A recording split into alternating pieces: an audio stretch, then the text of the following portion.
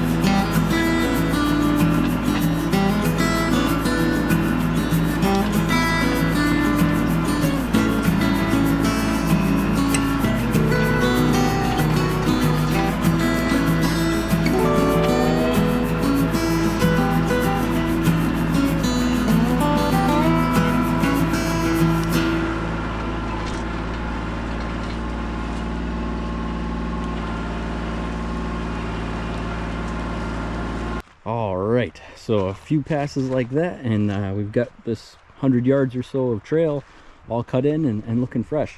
Obviously that's something that we probably could have accomplished with a leaf blower, to be honest, but just a little bit of grading we do, smoothing things out with the box blade. It's going to make this trail much more enjoyable for the family, and eventually it's you can widen it out as we see fit, but it's just nice to be able to get back to this corner of the property without having to bushwhack. So yeah, you saw that. A couple things to note about the box blade is you saw me pushing with it, pushing backwards. It's not really designed for that. Well, at least your 3-point arms on a tractor this size aren't meant for that. So really, beyond cleaning up leaves, you don't want to push too hard backwards with it. It's meant for pulling, and it can handle that just fine. Here I have it adjusted. It's raised right now, but I have it level. I'll put it down so I can show you what I'm talking about. There. So we're not on level ground, but for those that aren't aware, there's a blade in the front here. This will pull material that way, and a blade in the rear that will push material that way.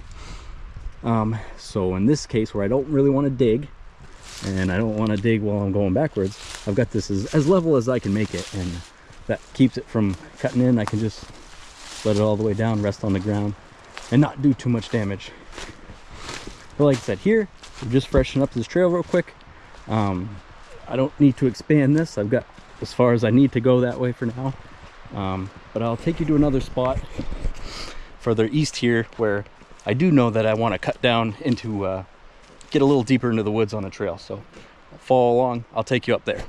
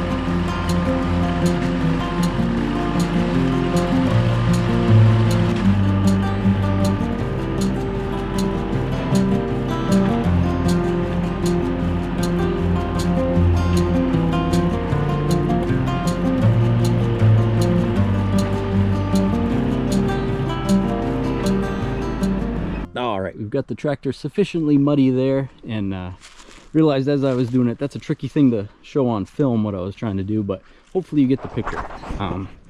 Here I'm standing on an old, or it's a logging road, but we've been maintaining it for years now. We keep it wide open, relatively flat. I could ride my bicycle down here without much worry. Black flies are starting to get real bad as the sun goes down, but yeah, so just this part here, we just started picking at this yesterday in the rain, and just in the probably spent 40 minutes total down here, and we've got it opened up at least probably close to 200 yards. And I didn't break anything on the tractor. Again, just a 25 horse tractor, but we take our time. live a little carefully, it'll definitely do the job. So it's frustrating for me to have portions of the property that I don't get to visit regularly just because you can't get to them easily. You got a bushwhack or something. Here we got all kinds of small, relatively young growth conifers. This property had been logged pretty heavily and not super responsibly in the past. So this is what came up first. But that's the spot I touched on yesterday. I got down there 60 yards or so, and it's real wet over the hill. So we'll wait for that to dry out and then work our way back up over the hill. But here, coming down south, I opened up another 100 yards pretty easily.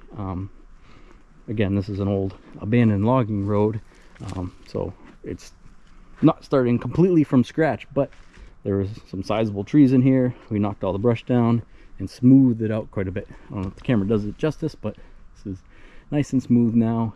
All right, I think that's where I'll wrap it up. If you guys have any questions, feel free to put them down in the comments. I'll do my best to answer them.